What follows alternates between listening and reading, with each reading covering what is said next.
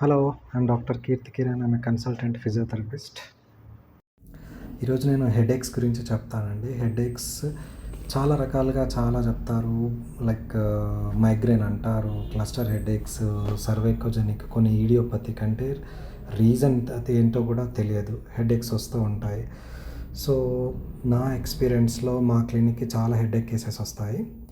So mostly headaches ఎలా అంటే నెక్లో stiffness, tightness, neck muscles టైట్గా అయిపోవడం, స్టిఫ్గా అయిపోవడం వల్ల వస్తుందండి. So neck muscles tight, stiff అయిపోతే మీకు ఆ ఎఫెక్ట్ అంతా స్కల్ పైకి వెళ్తుంది. స్కల్లో ఉండే soft tissues, muscles, facial layers ఫ్రీగా గ్లైడ్ అండ్ స్లైడ్ మూమెంట్ అవ్వక బ్లాక్స్ అయిపోయి టైట్ నాట్స్ లాగా పడిపోతాయి, ప్రెషర్ పాయింట్స్ లాగా పడిపోతాయి. కొన్ని చోట్ల మజిల్స్ ప్యాచీగా టైట్గా అయిపోతాయి. సో మేము అండ్ దీనివల్ల ఏమవుతుందంటే ఐస్ కూడా కొంచెం బ్లర్రీగా అనిపిస్తాయి. ఐస్ పుల్లింగ్ సెన్సేషన్ అనిపిస్తూ ఉంటుంది, విజన్ కొంచెం బ్లర్రీగా అనిపిస్తూ ఉంటుంది. And even me four head పైన కూడా టైట్గా అనిపిస్తూ ఉంటుంది. ఫోర్ హెడ్ పైన కూడా నొప్పి వస్తుంటుంది.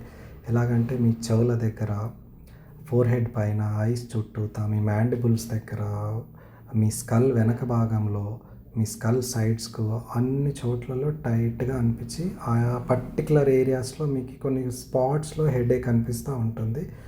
సో కేర్ఫుల్గా ఇవన్నీ పాల్పేట్ చేసి ఎక్కడెక్కడ బ్లాక్స్ ఉన్నాయో అవన్నీ రిలీజ్ చేస్తే మీకు చాలా ఫ్రీగా అనిపిస్తుంది.